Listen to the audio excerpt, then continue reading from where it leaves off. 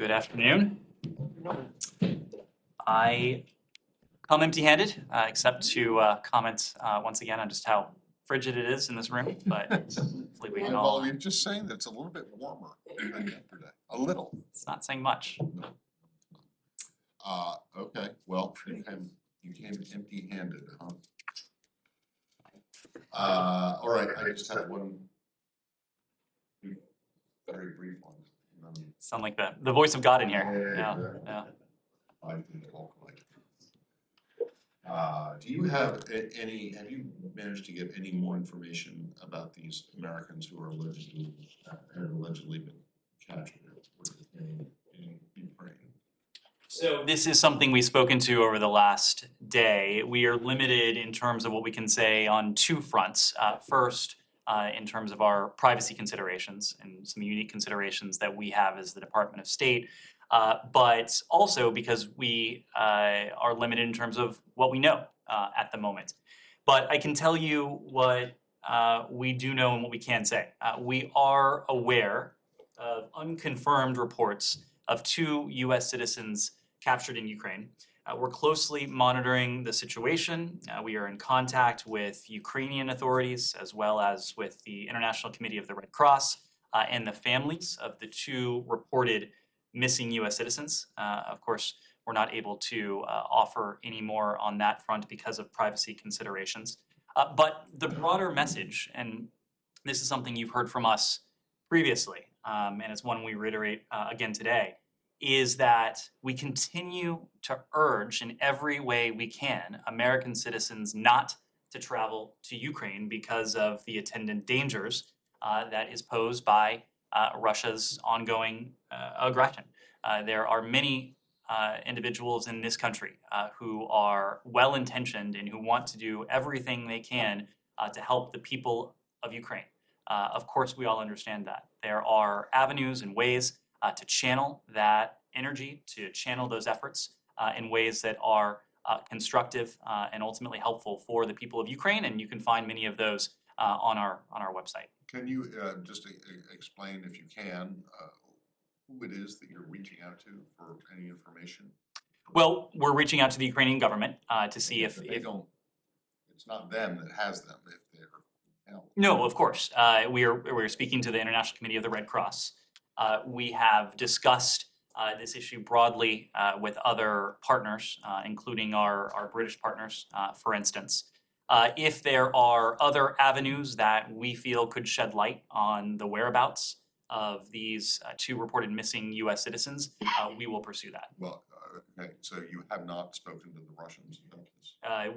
As of today, we have not raised this yet with the Russian Federation. If we feel that such outreach through our embassy in Moscow or otherwise would be productive in terms of finding out more information on the whereabouts of these individuals, we won't hesitate to do that. Okay, can you just what would make you think that it would be productive to the Russians? Some kind of proof of their captivity? Of course, we likewise haven't seen anything from the Russians indicating that two such individuals are in their custody. If the Russians were to claim that they had such individuals, I assume we would pursue that. If we had reason to believe, credible reason to believe that these individuals were in Russian custody, we would pursue that as appropriate. So just to put a very fine point on it, at this moment, you don't have credible reason to believe that they are being held by Russia? At this moment, we have seen the open press reports, the same reports that you all have seen, but we don't have independent confirmation of their whereabouts. Sean? To follow up on that, I know you mentioned they don't have confirmation that the Russians have them, but in terms of what the message would be to the Russians, I mean, supposedly, according to the reports of their families, they were volunteering with the Ukrainian military. What would be the expectations of treatment by the Russians? The Geneva Conventions, would that come into play? Well, the Russians have certain obligations, and members of the Ukrainian armed forces, including volunteers who may be third country nationals incorporated into the armed forces, should be treated as prisoners of war under the Geneva Conventions and afforded the treatment and protections commensurate with that status, including humane treatment and fundamental process and fair trial guarantees. Under the Geneva Convention, POWs are entitled to combatant immunity and cannot be prosecuted for participation in hostilities. Russia's obligations here are very clear. As a party to the Geneva Convention and the first additional protocol, they apply to its detention and treatment of anyone in the armed conflict, regardless of the status that person merits or that Russia purports to recognize of any such individual. Just to follow up on that, I'm sure you're aware of the case of British nationals recently who were caught up in the fighting there. What's the signal from that in terms of how the Russians are treating foreign fighters there? Is there any cause for concern about how they've treated people caught with the Ukrainian forces? Well, of course, and we continue, as do our British partners, and we've been in touch with our British partners on specific cases and on the issue more broadly. The Russians have an obligation to afford humane treatment to anyone in their custody as a result of this conflict. Humane treatment and fundamental process and fair trial guarantees. Anyone who is captured on the battlefield, who are members of the Ukrainian Armed Forces, including, again, volunteers who need not be Ukrainian nationals, who could be third country nationals, should be afforded the full protections of the Geneva Conventions and the laws of armed conflict. Are they regular army, Ukrainian army soldiers? Again, The Russians probably say, look, these guys are mercenaries. again, I can't. They have very, severe and draconian kind of. Again, I can't comment on specific cases, but individuals who are fighting in the effort as part of the Ukrainian Armed Forces are,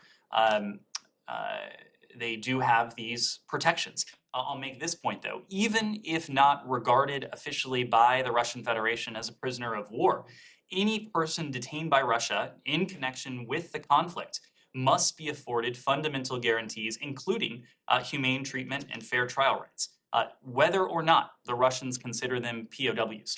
Anyone who is fighting with Ukraine's armed forces should be treated as a POW.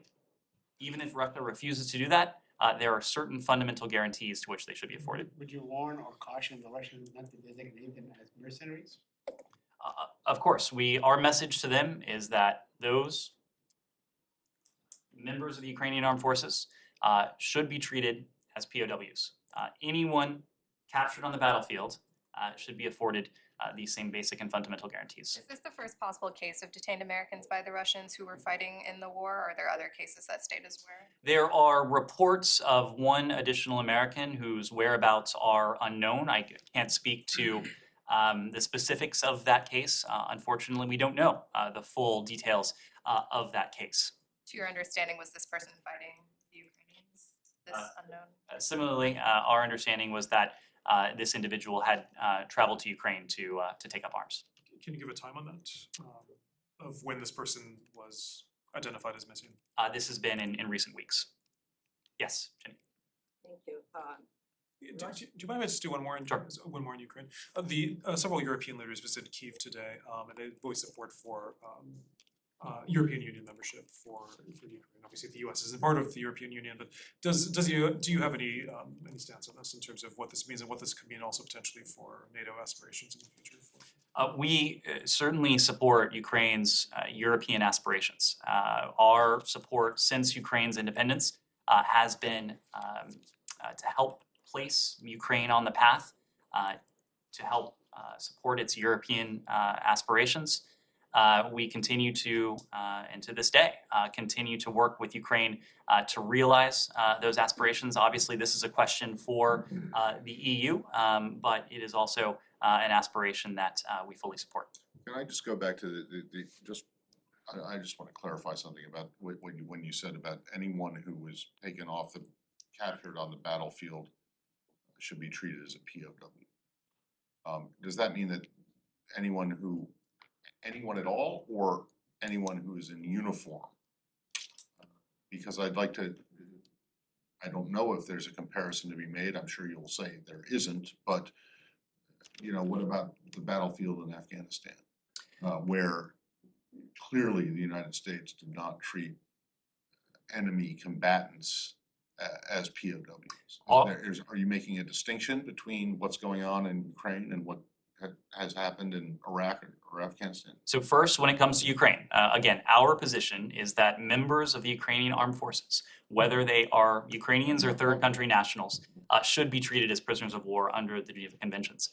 When it comes to Afghanistan, all U.S. military detention operations conducted at Guantanamo Bay are carried out in accordance with the law of armed conflict, also known as the law of war, or international humanitarian law, including Common Article 3 of the Geneva Conventions of 1949 and all other applicable international and domestic laws. So our position on this has been consistent. Oh, okay, so those Geneva Conventions allow waterboarding and things like that?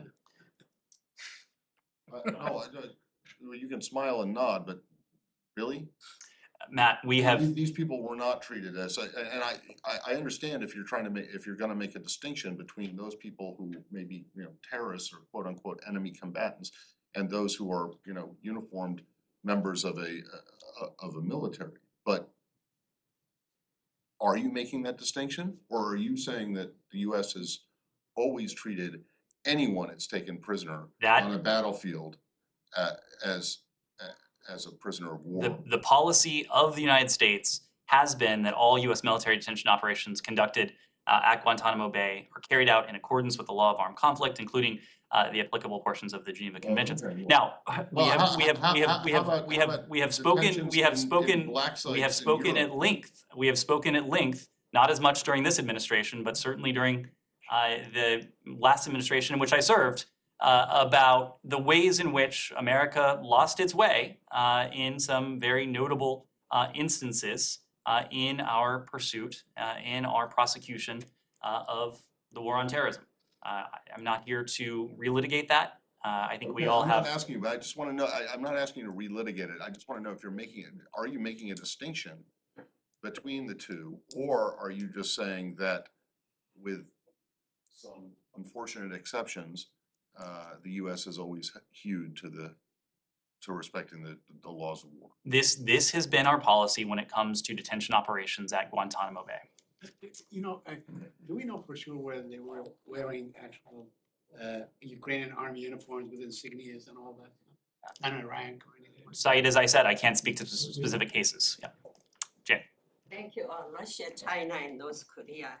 In a recent phone call with Russian President Putin, Chinese President Xi Jinping said the Russian war was justified and supported Russia. What is your comment on China's support of the unjustified Russian war? The alignment and the partnership between China and Russia is something that we've spoken quite a bit about, and including in recent weeks. Secretary Blinken noted it during his speech recently on our approach to the PRC. To put it bluntly, we're concerned about China's alignment with Russia. We have noted statements from the PRC claiming that China is neutral, but its behavior, its rhetoric, its actions suggest that it is anything but. It is still investing in close ties with Russia. We've seen this from the earliest days of this conflict, even before this conflict, as Russia amassed its forces along Ukraine's borders. President Xi, on February 4th, about 3 weeks before the invasion began, when it was quite clear what was likely to happen, chose to announce what the PRC and Russia called a quote-unquote no-limits partnership. And in the joint statement that emanated, 5,000 words from the meeting between those two world leaders, they put forward a vision of the world order that is profoundly illiberal, that is profoundly different from the vision of a free and open Indo-Pacific and beyond that the United States and our partners have not only espoused, but have sought to promote and protect. The vision that they put forward is a world in which might makes right, a world in which, contrary to decades of PRC statements regarding the inviolability of state sovereignty, where big states can bully small states, where countries are not able to exercise the discretion to choose their own partnerships, to adopt their own foreign policy, where in many ways coercion is the name of the game. So in key respects, despite what we hear from the PRC, a stance of stated and purported neutrality, the PRC has already made a choice. And more than 3 months now into Russia's invasion of Ukraine, China, despite the atrocities that have been committed, despite the violence, despite the loss of life, despite the global implications, including when it comes to food insecurity, not only in the region, but well beyond, China is still choosing to stand by Russia. It is still echoing Russian propaganda. Very disturbingly, it is echoing and propagating what are very clearly very dangerous Russian lies on many fronts. The PRC and Russia, of course, continue to shirk their obligations as members of the Permanent Five. The fact that the PRC is in many ways still denying the atrocities that have taken place inside Ukraine, the atrocities that we've seen with our own eyes, thanks to the reporting from many of your organizations, I think speaks to the partnership and the choice that the PRC has made. We've seen, of course, the recent phone call between the two leaders. Again, this position of stated neutrality on the part of the PRC is nothing more than a hollow statement. If the PRC actually believed in the principles that it has espoused over the course of many years, including in the UN Security Council over the course of many years, the approach that we would be seeing from the PRC would be markedly different from the approach that we're seeing now. Do you think China will be willing to support military aid to Russia? Any movement? Supporting humanitarian aid to Russia or to Ukraine? I mean, Russia, not Russia. Ukraine. I would have to defer to the PRC to speak to any humanitarian aid that they should be sending or that they are sending to Russia. We have been calling on the international community to send, of course, humanitarian aid to the people of Ukraine. And just yesterday, you heard from us of an additional $250 million in humanitarian assistance that we are providing for the people of Ukraine. All told, this is about $1 billion in humanitarian assistance that we provided to the people of Ukraine since the start of this conflict on February 24th. This is funding for the basic and fundamental needs of the Ukrainian people: clean water, sanitation, housing, food, nutrition, the basic essentials of daily life that in many ways have been imperiled by what Russia's forces are doing against the country and the people of Ukraine. North Korea. Is there any response to the recent letter sent by the United States to North Korea? You heard from Secretary Blinken when he was standing next to his South Korean counterpart earlier this week that our approach is to make clear to the DPRK that we harbor no hostile intent. We seek diplomacy and dialogue in order to advance the prospects for the complete denuclearization of the Korean Peninsula. You also heard him say we had not heard a response from the DPRK. That was just a few days ago. There's been no change to that. Thank you. Now, just going back to what you said about the Chinese policy and the idea this might makes right, and that the Chinese seem to be going into this, following this idea that big states can dominate small states. So, you know, there are a lot of historians which would say that the United States itself has had that same policy particularly towards countries in Latin America. But since we're talking about Taiwan in this instance, let's talk about small islands that are off the coast of each country. How exactly would you describe U.S. policy towards Cuba? Is that not the case of the same thing of what you're accusing the Chinese of doing with Taiwan? And if not, why not? Matt, I think you can compare what Beijing is doing to Taiwan with clear acts of intimidation, flying sorties into what is clearly, if Matt- are you going back 60 years? Is that where you're going to? Sure, Yeah, I go back longer than, Matt, longer we've than had that. this I just wanna know- I- we've had I this can. conversation before. I'm here to speak to the Biden administration, not to the Okay. Kennedy All right. administration or the Eisenhower administration. Okay, so let's talk about the Biden administration and its policy towards Cuba. Which still has the embargo, right? Is that not a case of a big state trying to dominate a smaller state? This is exactly the same thing that you're complaining that China's doing. This is a case of the United States seeking to help advance the democratic aspirations of the people of Cuba. If you take a look at what we've done, including in recent weeks, we've taken steps that seek to fulfill those aspirations. Family reunification, visa processing, providing support to Cuban entrepreneurs, taking measures of accountability on senior Cuban officials who've been responsible for the repression, including the renewed repression that has followed the July 11th protests. So our approach to Cuba, I think, is the comparison you're trying to make. I'm not trying to make the comparison, I'm asking you if there is a comparison to Okay, make. so I guess the answer would be Clearly no. you say no. Yes, great. Okay, fine. Said. Thank you, I'm gonna switch.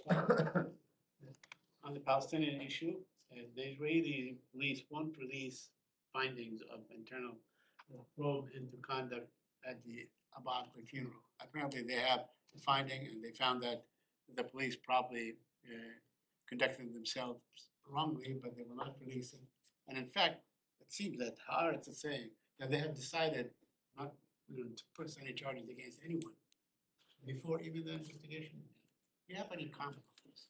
Well, I'm not aware that we've seen any sort of formal statement regarding the outcome of any investigation, but let me just say this. The footage from the funeral procession, and we said this shortly after the funeral procession, showed disturbing intrusions into what should have been a peaceful procession. We urged respect for the funeral procession, for the mourners, for the family at the time. We made the point at the time that every family deserves to be in a position to lay their loved ones to rest in a manner that is dignified, in a manner that is unimpeded, in a manner that is peaceful. And we've seen media reports that you allude to about the reported conclusion of the Israeli police investigation.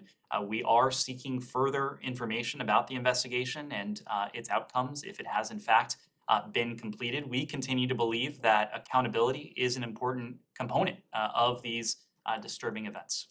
Let me ask one more question on the Palestinian issue. Do you mind if I, sorry, do you mind if I follow up on that? Please, briefly? yes, please, The, by all means. When you say you're seeking further information, do you want the Israelis to release it publicly, the report on the, or to the United States? We are seeking further information from our Israeli partners. So certainly to us, typically these investigations, the findings of them are released publicly, but that's of course not our call. You know, But would you like them to release it publicly? I mean, is that- Transparency and accountability go hand in hand in this case. I remember you saying that they really have the wherewithal to conduct a very solid and truthful investigation. You still believe that? Still You believe that. believe that they have that wherewithal to do it? Certainly have the capabilities to do it. Okay, And we continue to call on the Israelis to do just that, both in the case of the funeral procession and in the underlying event. Of course, the tragic, horrific killing of Shireen Abu Akleh. Let me ask you about Gaza. You know, it's been 15 years since Gaza became under siege, basically, by land, by sea, by air, all these things. And there are reports that some 800,000 children in Gaza have never known anything but the blockade. Isn't it time to really lift this blockade and allow some humanitarian supplies to go in, allow Gazans to go to school, allow them to go to travel abroad and so on, allow them to go to the West Bank? Saeed, when we came into office, we made a point of revitalizing relationships that had completely atrophied or disintegrated over the prior 4 years. Two of those relationships were with the Palestinian Authority, but also with the Palestinian people.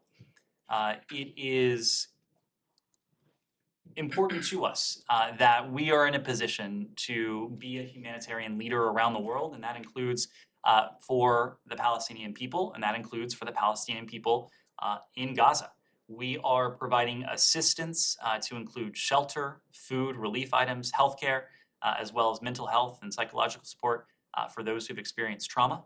As we do around the world, we'll provide this assistance in the West Bank and Gaza through experienced and trusted independent partners on the ground who distribute directly to people in need. The point we've made consistently when it comes to this conflict and this dynamic is that Israelis and Palestinians alike deserve equal measures of security, of stability, of peace, of freedom, and critically of dignity.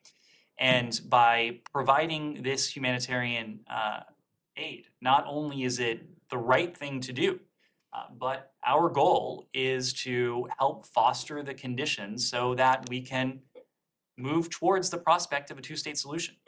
And of course, no one believes that the time is ripe now for such substantial movement. No one is confident that now is the right time, that we are going to see progress in the next day or the next couple weeks. But our goal, our charge has been to try to create those conditions. And part of that has been through the significant humanitarian support that we provided, including in Gaza. We announced over the course of the last year hundreds of millions of dollars in support, including through UNRWA, a funding source that we've been able to revitalize, and a funding source that is a critical source of subsistence, of survival for many in Gaza. Well, I'm certain that the Palestinians are grateful to the restoration of aid to UNRWA, because it really, UNRWA has kept the Palestinians educated and with healthcare available to them and so on. But deserving something, because you said the Palestinians and the Israelis deserve to be, to have the same opportunities and so on. Deserving something and getting it are two different things. I'm not letting anyone off the hook. Your allies, Egypt, Israel, and even the PA, the Palestinian Authority, have taken part in imposing this blockade on Gaza. I'm asking you, hasn't the time come to lift this blockade? The time has come to do all we can to support the people, the Palestinian people in Gaza. That's what we are doing, including through our humanitarian assistance. Yes. On this, Thank you. please, did the administration ask Israel not to take any steps regarding settlements before the president's trip to Israel and the West Bank? Michelle, you have been in this room long enough to know that we have consistently delivered a message both in public and in private that encourages both sides, Israelis and Palestinians, to avoid steps that only serve to exacerbate tensions and potentially move us even further away from the prospect of a two-state solution. So that has been a message that we have conveyed nearly since day one of this administration. Although, isn't it also true that that message has been universally ignored Matt, I would not. by both sides? Obviously, we have worked closely with both sides to de-escalate tensions. We've done that, including in recent months. We've spoke of a period of heightened tensions as the three major religions celebrated their holy days nearly simultaneously. It was during that period. It has been in the week since that we've continued to work very closely. The secretary has had a number of calls with the foreign minister Lapid. He's had a number of calls with President Abbas. As you know, Barbara Leaf was just in Ramallah meeting with President Abbas. Barbara Leaf was just in Israel with our Israeli counterparts as well. So we continue to send that very clear message. Yes. Yes. Please. You said you're encouraging, always you've been saying encouraging both sides to refrain from doing those kind of things. But what if encouraging has been proven years and years is not working? I'm sorry, I missed the last part of the question. What if encouraging, the Israeli in this case, about the settlement, what if encouragement policy is not working? If there is any alternative? We continue to believe that a two-state solution is in the best interests of Israel and the Palestinian people. Again, only through a two-state solution can Israel's identity as a Jewish and democratic state be guaranteed, living next to a sovereign, independent state for the Palestinians. That continues to be our long-term goal. Of course, as I said before, it is a long-term goal because the conditions are not right for it at the moment. To your point, we are doing what we can in the moment to de-escalate tensions and to support those underlying conditions, including through our humanitarian assistance to the Palestinian people, so that we can one day, and hopefully one day before too long, get to a point where the time is right to engage in direct talks, to move much more directly towards that two-state solution. Yes. Thank you, Ned. I have 3 questions on my favorite topic, Iran. So yesterday there was a hearing, classified hearing in Congress where Rob Malley attended and Brett McCarthy. Senators were, when they came out after the hearing, they were pessimistic. And Marco Rubio said that it's inevitable that Iran will have a nuclear bomb. Do you share this pessimism? And can you just update us on anything regarding potential talks or lack of them on the nuclear issue? That's number 1. So we do not believe it is inevitable that Iran will have a nuclear weapon. And in fact, President Biden has made a commitment that Iran will never acquire a nuclear weapon. Senator Cardin, coming out of the briefing yesterday, he called it one of the more informative and significant classified briefings that he had experienced. He said, as to the different options that are available, it was very informative. There have been a number of senators, of course, who have voiced their opinions on the question of Iran's nuclear program. The fact is that it's a challenge, and it's an exceedingly difficult challenge where there are few, if any, good options. And we are where we are in large part because of decisions that were made before this administration came into office. We still believe there is the potential to conclude a mutual return to compliance with the Joint Comprehensive Plan of Action if Iran were to set aside issues that are extraneous to the JCPOA and to focus on the contours of the agreement that have been on the table for some time now.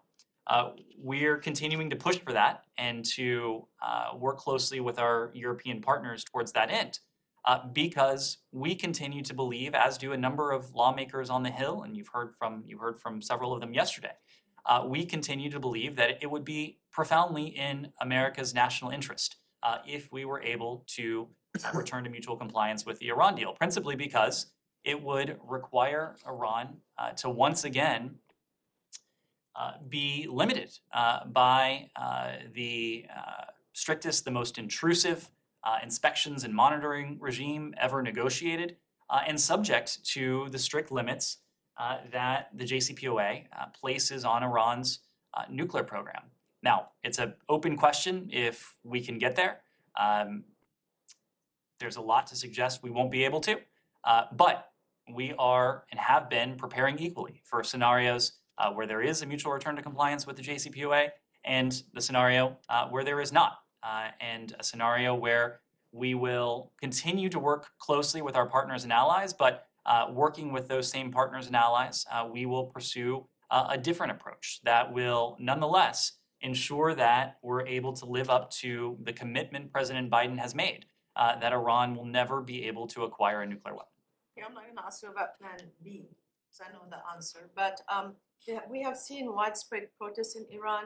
I'm bringing you back to different administrations that Matt was alluding to. During the Obama administration, there was a green movement.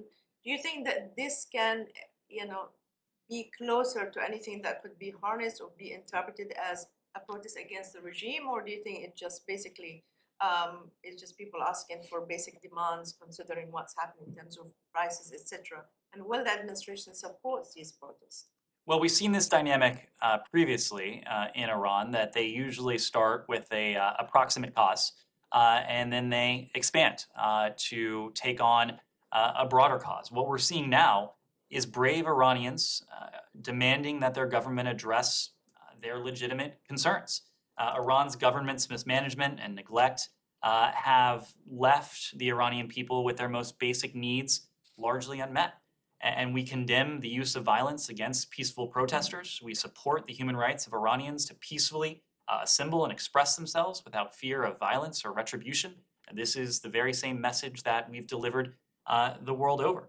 The Secretary has made clear as well that we condemn the partial or complete government-imposed internet shutdowns, among other tactics that we've seen the Iranian government attempt to resort to prevent the exercise of freedom of expression online and to restrict the ability of independent journalists to serve the public. As we do around the world, we support the right of peaceful protesters. And since 2014, in this case, the Treasury Department has authorized the provision of a wide range of personal communication software and services to Iranians. This is something that we do around the world to see to it that efforts on the part of governments to stifle the ability of their citizens to communicate, to exercise their fundamental rights to freedom of expression, to freedom of assembly, cannot be trampled. And we'll continue to work with the private sector and the Treasury Department to identify additional measures to support and facilitate the free flow of information inside of Iran. One last question on Iran. We have seen lately an assassination of many Iranian scientists. That cannot be a coincidence. So do you think this is like part of a containment policy when one of your allies, in the face of the much talked about, there is the Iran talks are not going anywhere? I'm just not in a position to comment one way or the other on that, but we have a commitment.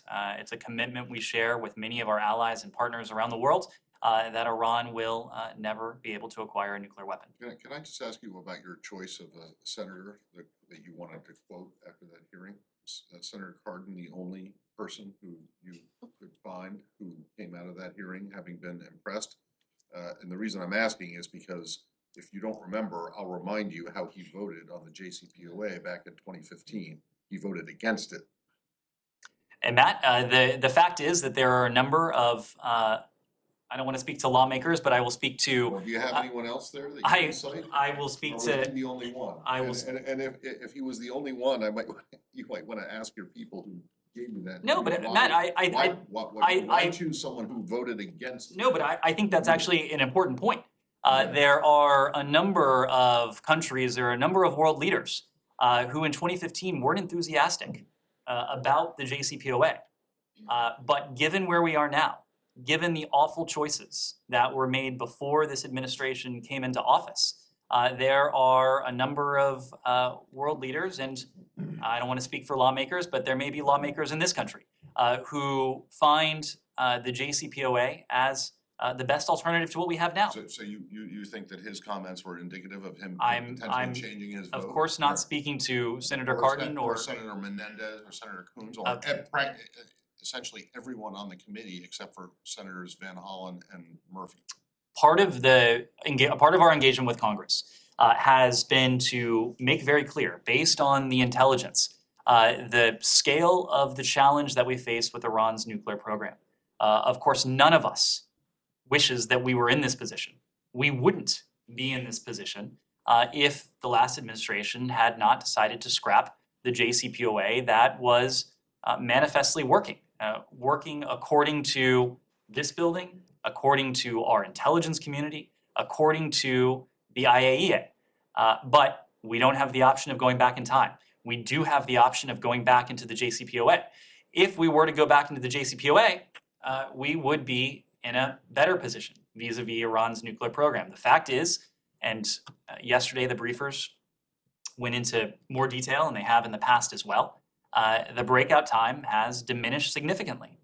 It can now be measured not in months, not in a year, as it was upon the implementation of the JCPOA in January of 2016, but in weeks or potentially even less. So the options we have, there is no silver bullet. But we do have an option that may still be in the offing. It is still in the offing if Iran decides to come to the table in a way that that sets aside issues that are extraneous to put us in a much more advantageous position when it comes to Iran's nuclear program. Now, one final point on this. Iran's nuclear program is the most proximate challenge and threat we face from Iran, but it, of course, is not the only one. It's ballistic missile program, support for proxies, it's support for terrorist groups, it's exportation of instability throughout the region.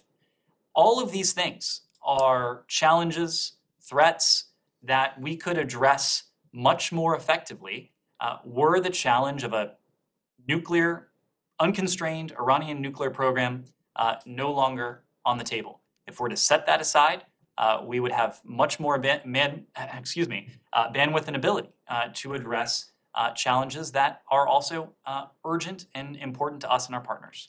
Yes, Shannon. On sanctions levied against Russia, there are reports that some administration officials are increasingly questioning their efficacy, whether they're hitting average citizens harder than the Kremlin, and whether they're significantly driving up global inflation. Now, does the department still stand by its strategy, and what level of collateral damage is acceptable?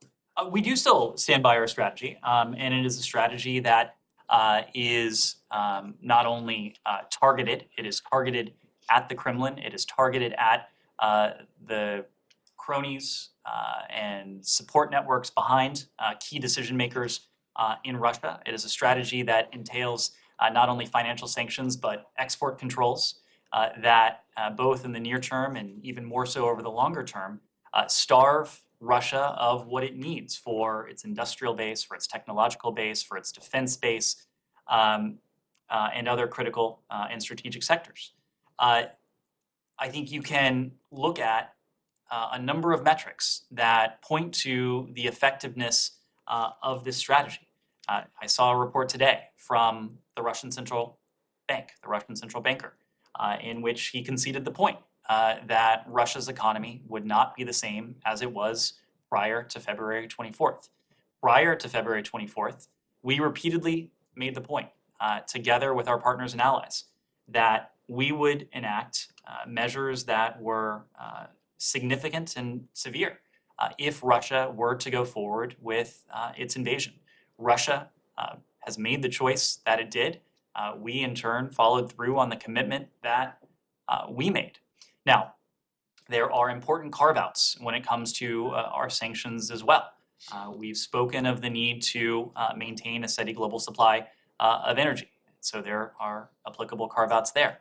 We have spoken of the imperative of doing everything we can, contrary to what Vladimir Putin is doing, to combat this challenge, this growing challenge of food insecurity.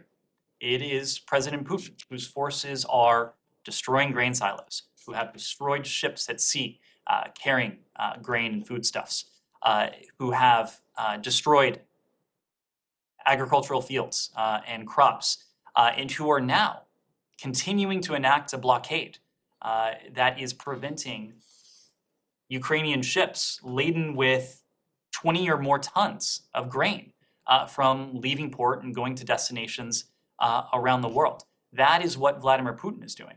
What we have done is to ensure that all of our sanctions have applicable carve-outs so that fertilizer and food is not subject to any of the measures that we have put in place. We'll continue. This is an urgent challenge for us to see to it that the impacts of Russia's war in Ukraine are that we do as much as we can to address them. Our goal is to make these measures, the financial sanctions, the export controls, the other applicable measures, as painful for the Kremlin, for key decision makers, while we do everything we can to dilute the costs, not only here at home, but to other countries, to other people around the world. Yes. Yes, on a follow-up on Iran, you just said you believe that it's helpful that they return to the JCPOA if Iran come back to the table. The question, what are you doing to bring Iran back to the table? We have seen that you just today imposed some sanction on Iranian petrochemical networks. What are you doing to bring Iran? And is there a deadline for that deal? is there a deadline that if that deal is not being signed, then there is no meaning to go through? There is a deadline. The deadline is the day upon which the benefits of returning to the JCPOA are outweighed and outgained by the advancements that Iran continues to make in its nuclear program. The reason we are pursuing a mutual return to compliance with the JCPOA is because it continues to be in the national security interests of the United States and in the collective interests of our international allies and partners as well. That won't always be the case, and it won't always be the case precisely because Iran is continuing to take steps that would be otherwise prohibited under the JCPOA, spinning advanced centrifuges, stockpiling levels of uranium, stockpiling heavy water, doing everything that, were it to once again be subject to the strict limitations of the JCPOA, would be off the table. What we're doing to entice Iran, we have made very clear that we have a genuine intent to return to the JCPOA as long as Iran does so. We have worked together with our European allies and also with the original P5+1 partners, and that of course includes Russia and China, for 15 months now on these negotiations. The negotiations have in many ways culminated in the contours of an agreement that could be signed and could be implemented in short order if Iran made the decision to do so. It is up to Iran to decide if it wants to return to compliance or not. If Iran chooses not to do so, if it chooses to continue to raise issues that are extraneous to the JCPOA, we have other options that are available to us. These are other options that we've discussed with our allies and partners over the course of many months, and we'll pursue them. We are talking about weeks for breakout time. You have been from this podium saying that Iranians are away just for weeks from acquiring it. When is that deadline actually? When is that deadline when the JCPOA is not going to work anymore? Iranians are just far away from the nuclear weapon for weeks. The deadline is when it's no longer in our national security interest to pursue it. It continues to be the case that mutual return to compliance would put us in a far preferable position to where we are now. But again, that won't always be the case. And also another topic. Greece is increasingly arming the islands just miles away from Turkey that are limited under certain agreements. What is the U.S. position on this topic, and do you endorse this militarization of islands?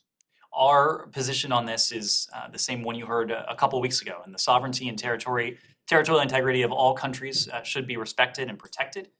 We continue to encourage our NATO allies, Greece and Turkey in this case, to work together to maintain peace and security in the region and to resolve their differences diplomatically. We urge our allies to avoid rhetoric that could further raise tensions. Greece and Turkey, of course, are both strong partners. They're key NATO allies to the United States, and we will continue to urge both of them to de-escalate tensions. Yes? Thank you so much. This is Jahazeb Ali from Airline News in Pakistan. We have seen a rise in Islamophobia in India. A few weeks ago, members of Indian ruling party BJP made demeaning comments about Prophet Muhammad. On this, there are protests going on in India while the houses of protesting Muslims are being bulldozed. Would you like to say something about these hate crimes committed by Indian government against Muslims and other minorities? Well, this is something that we've condemned. We've condemned the offensive comments made by two BJP officials, and we were glad to see that the party publicly condemned those comments. We regularly engage with the Indian government at senior levels on human rights concerns, including freedom of religion or belief, and we encourage India to promote respect for human rights. The Secretary said when he was last in New Delhi last year that the Indian people and the American people, we believe in the same values, human dignity, human respect, equality of opportunity, and the freedom of religion or belief. These are fundamental tenets, these are fundamental values within any democracy, and we speak up for them around the world. Sir, India and other Asian nations are becoming an increasingly vital source of oil revenues for Moscow, despite strong pressure from the US. Are you still talking with the Indian authorities on that? Offering something else, you can sell more oil to them they don't get from the Moscow. We have had a number of discussions with our Indian partners, and the point that we have made is that every country is going to have a different relationship with Moscow. India's relationship with Russia is one that developed over the course of decades. And it developed over the course of decades at a time when the United States wasn't prepared or able to be a partner of choice for the Indian government. That has changed. This is a legacy of a bipartisan tradition now that has been the case for more than 2 decades. It goes back really to the Clinton administration, certainly to the George W. Bush administration, where the United States has sought a partnership with India, has sought to be a partner of choice for India, including when it comes to the security realm. Now, this is not a partnership that we were able to build in the course of days, weeks, or months. I mentioned before that India's relationship with Russia was built up over the course of many decades as countries reorient their relationship with Moscow, as we have seen many of them do. This will be a gradual process. But throughout it all, we have made clear to our Indian partners that we are there for them. We are ready and able and willing to partner with them, and we've done just that. Of course, we had a 2+2 dialogue with our Indian partners not too long ago. We will see Prime Minister Modi once again in the context of the I2U2, the arrangement we have with the UAE and Israel, along with India, incorporating India into many of the partnerships we have, including, of course, the Quad. And that is a group that this administration has sought to revitalize and has done so at very high levels, including at the leader level on 4 times. So I have one last question. Has there been progress in US-Pakistan relations under the new Pakistani government? Because we have seen the former Prime Minister Imran Khan still selling the conspiracy theories. So is there any progress or contact with the new Pakistani government? Well, we have had a couple occasions now to meet with representatives of the new Pakistani government. When we were in New York last month for the Food Security Ministerial, Secretary Blinken had an opportunity to sit down with his Pakistani counterpart to meet him face-to-face in his position for the first time. It was a very good, constructive discussion regarding the full range of issues, including the issue of food security. We were there in New York at the time to deal with it and to deal with the many after effects of Russia's invasion of Ukraine. That was also a topic of discussion. But Pakistan is a partner of ours, and we will look to ways to advance that partnership in a manner that serves our interests and our mutual interests as well. Jenny. Do you have any update on Brittany Griner and Paul Whelan? Has there been any contact between the US and Russia since her pretrial detention was extended? So I mentioned this yesterday, that we had not received any prior formal notification from the Russian government before it was later announced that her pretrial detention had been extended by another couple weeks. Of course, what we heard yesterday was another injustice heaped upon what was already injustice. The fact that Brittany Griner has been in detention, wrongfully so, for months now. Similarly, with Paul Whelan, someone who has been in Russian detention for years. We have called for the release of both of them beyond make these public calls. We are working assiduously behind the scenes, quietly, to do everything we can to see to it that they are released as soon as possible. And those are efforts that continue So day no in, day out. conversations since the extension then? I don't have any to read out to Can you. I quickly follow up on the third missing American in Ukraine? I know you're limited by the Privacy Act, but does the State Department have an understanding of who this individual is, and are you in touch with their family? We are in touch with the family, yes, Ian. Can you give a sense of whether there's any update on plans to free up the grain from Ukraine and what the assessment of the department is on the state of the talks in terms of Russian security assurances or any talks? Sure. So as I mentioned before, this is something that we have been focused on because it is a very clear implication of Russia's aggression against Ukraine. We're working tirelessly to help the Ukrainian government assess alternative routes to increase the capacity at cross-border points and to explore the use of mobile equipment, among other tactics, as well as temporary storage solutions to help move some of this grain out from Ukraine. In May, of course, don't want to paint a rosy picture here, but in May, these efforts, combined with the collaboration with the EU and other international partners, assisted the Ukrainian government export 1.7 million metric tons of grain. That was more grain than had been exported the month prior. Now, it is nowhere near where it needs to be in terms of Ukraine's export capabilities. And so that's why we continue to look at alternative solutions. As you know, Secretary General Guterres of the UN has been working very closely with our Turkish allies, with our Ukrainian partners, and with the Russians as well to explore potential solutions in maritime routes. The fact is that there is one individual who could have an overwhelming effect on the availability of Ukraine's grain today, tomorrow, and that's Vladimir Putin. If the blockade against the ports were to be lifted, that would free up tons of Ukrainian grain that has been sitting in ships that have been blocked in port for months now. We continue to call on the Russian government to do what it can, and it can do a lot, to alleviate this growing challenge of food insecurity. Until and unless we see a change in Russia's posture, we'll continue to work with our Ukrainian partners. We'll continue to support the efforts of our Turkish allies, of the UN Secretary General, to devise alternative solutions. Can I ask you a question? I'm going to move around so yes, please. I'm Saudi Arabia. Okay, yes. Indo-Pacific region. White House Coordinator Kurt Campbell said today, the United States, Japan, Australia, New Zealand, UK, and France will announce the new Pacific Islands Initiative next week. Could you tell us a bit more about it? I'm not in a position to speak to it, but it sounds like we'll have more details before too long. A couple final questions, yes.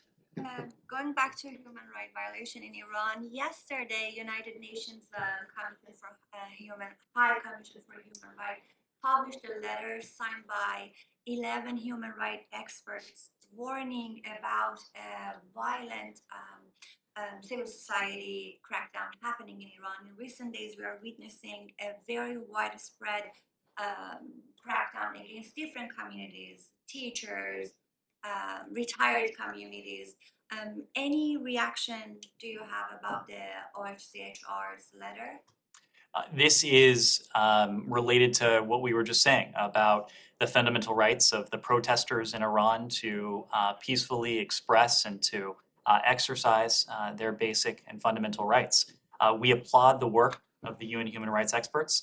They expressed, quote, serious concerns about a violent crackdown against civil society in Iran, including members of workers' unions and teachers arrested for protesting their low salaries and their poor working conditions. The experts urged accountability for those responsible for using excessive force against the peaceful protesters.